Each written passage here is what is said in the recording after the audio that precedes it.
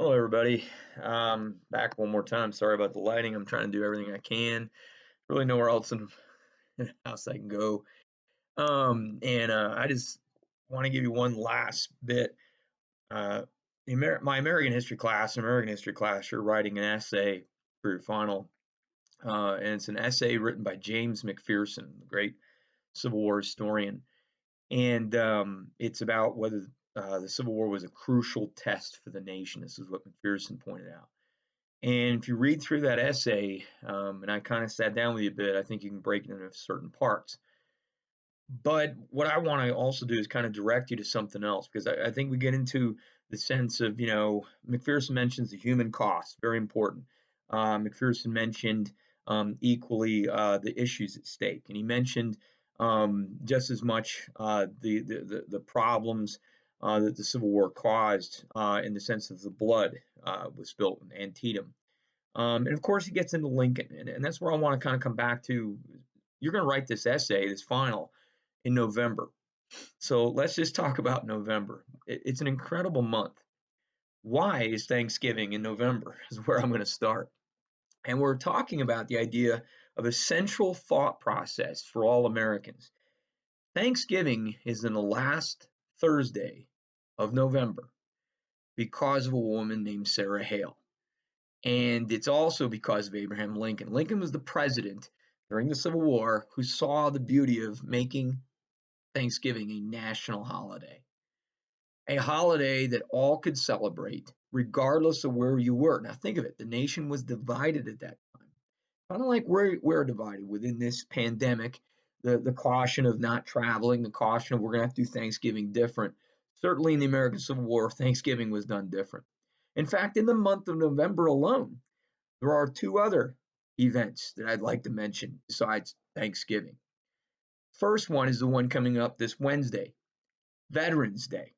Veterans Day comes out of the 11th day of the 11th month of the 11th at the 11th hour. Okay, was the armistice of World War One. And World War One was a war we could argue kind of shared some similarities to the American Civil War, as the American Civil War was being fought to preserve the great democratic heritage of the United States. Lincoln eloquently stated so in the Gettysburg Address. You knew I'd have to throw that in there. World War One was supposedly fought to make the world safe for democracy. I know World War Two came around, didn't quite do it, did it? Which showed a failure in some ways, and I think there's a lot of lessons there. I don't think it's a sense of saying, well, it didn't work. I think you got to kind of be very careful with that of why didn't it work. Anyway, that's another lesson. World War One. But anyway, in some sense, it is like the Civil War because World War One started out as the Civil War did. It started with an objective that ended up shifting. And we talked about in the beginning, you go back to the very first video I did on the Civil War, of the relationship between strategy and policy. And in World War One, the veterans that died, which was an astronomical amount, it was extremely ferocious war, is similar to the American Civil War in that respect too. To almost come back to Lincoln's Gettysburg Address, why did these men die? They did not die in vain. So the men of World War One died for supposedly a noble cause, making the world safe for democracy, of imparting the American identity in ways through an organization called the League of Nations that would then instill these principles of human rights. That's the idea. In other words, the goal was to eliminate war. The American Civil War is similar. The American Civil War, in a lot of ways, shares that in November of Veterans Day, because whenever you think about it, that's what the Gettysburg Address is all about. The Battle of Antietam. Why the Emancipation Proclamation? Did Lincoln say, hey, after Antietam, we're going to do this? It's because you have to be fighting for a cause, a noble cause. And what's more nobler, Lincoln would argue later in the Gettysburg Address, than a new birth of freedom?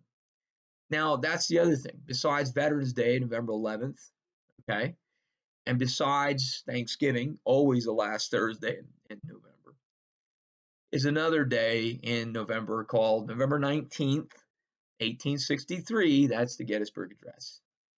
And the Gettysburg Address, I've said this a lot in class, and I've said this in videos, it is the simplest explanation I've ever read of why the American nation matters.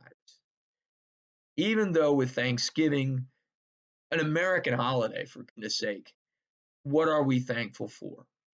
In the Gettysburg Address, Lincoln basically is saying this is what we're thankful for. Now he's not saying it, with the idea of Thanksgiving in his mind. Not that I've ever read, but Lincoln was the guy behind Thanksgiving becoming. In October, he argued that you need to have a national holiday that symbolized a togetherness, a unison of the mind, an identity that we could all gather around and then be thankful for. In Lincoln's second inaugural address, he said it is basically because he mentioned God several times.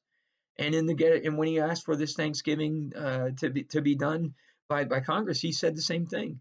He said that we should acknowledge this, that that there is this sense of uh, what the United States had done with slavery, that this was the cost, this is the penalty, that the Americans were now righting the wrongs. And that's what Thanksgiving really kind of is. We can always sit around the table and say what we're thankful for, and we should, but in the same tone, being grateful for something, okay, that is greater than just with Christmas. I want a choo-choo train or I want a new tie or what have you. Instead, we should be thankful for who's in our lives. Perhaps not around the table. Certainly in the American Civil War, there were people not around the table for various reasons, right? Some were off fighting the war for the noble cause. Some, unfortunately, would never come back. Yet, set a place for them. And this incredible tradition that has a lot more to do with the American identity than pilgrims and so on like this. It is actually a holiday born out of the American Civil War, at a time when the American nation was divided, but at the same time there was a sense for unity.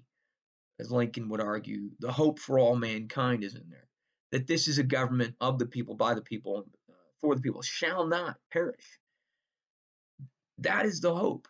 Our individual rights, our principles that we believe in, are instilled in that tradition. And so Thanksgiving is a wonderful time. It's a wonderful time to sit around and talk, even if it's like this. It's a time to be grateful that we're alive, and unfortunately, to honor those that are not, just so you would in Veterans Day, just as we will in Veterans Day, and just as we say in Thanksgiving, and just as we say with the Gettysburg Address. November 19th, 1863. Read the Gettysburg Address, study it. It holds so much that makes us who we are.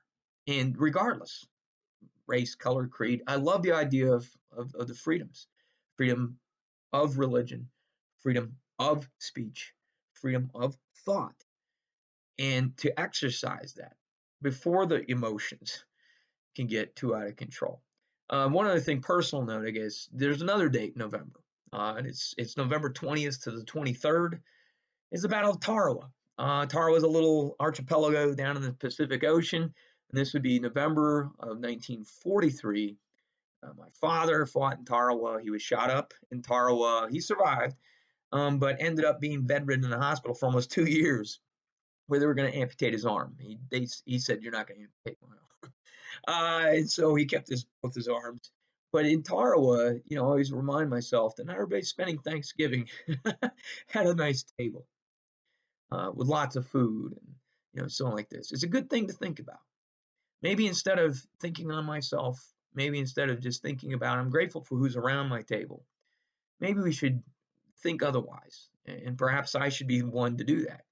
But I am thankful that I get to teach where I do. I am thankful that I get to work with students, and I have for many, many generations. And I really appreciate that. And I think it's tremendous to get the feedback from former students, former cadets, and it's wonderful to see what they've grown into, what they've become, and the most important thing is they've become a good parent, a good citizen, and the exercise of your faculties, the exercise of your mind has got to be clearly from what you read and what comes into your life. And for that, that's graciousness, that's thankfulness, because we can exercise that. November 11th, men died, people died for a reason. okay, to make the world safe for democracy. Even though you can argue it failed, World War II, when those dictators came to power in World War II, my dad answered the call, my uncles answered the call, my relatives answered the call. My aunt was a nurse, World War II. So it's not just for mankind. Let me just be clear with that. It's humans. It's humans. Sarah Hale. Sarah Hale was dogged and persistent. If you ever want to get into read about Sarah Hale, Sarah Josepha Hale, who just consistently and persistently pursued this cause for decades. We need to have a national Thanksgiving. Okay. And so I think it's wonderful that we should be grateful and thankful. Okay. Not bitter, hopefully. I try not to be. It's easy to be. And grateful for those that are in medical, who went to a wonderful institution called college, who pursued their dreams, not just to make money, hopefully, but to make a better, to help somebody, to make the difference. For those that have pursued police, that's a better difference. For those that have pursued, teaching, make a better difference. And for our leaders that have been elected, hopefully to make a better difference. We're going to see, aren't we now? So I'm kind of curious, always curious, but ever hopeful, as Lincoln would say. Okay. The future comes one day at a time. When you write that essay, don't just close it off and see it as a crucial test, meaning just battles. It's far greater than that. And we're in one of the great battles now, battle against a disease that doesn't have any discrimination whatsoever. So take care of yourselves, take care of each other. I would love to do my patriotic duty, which should be I will wear a mask. You see my little Irish mask.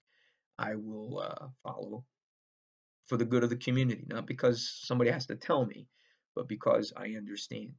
And that's what a good soldier does. You guys take care, write that essay, think about that essay. I'm anxious to see what you write to me about the crucial test of this nation. The idea of Thanksgiving, the idea of a connection and identity, the idea of Veterans Day, the idea of that Gettysburg Address. Three great events in 1 month of November. November is a wonderful month. Okay? You guys take care. Bye bye.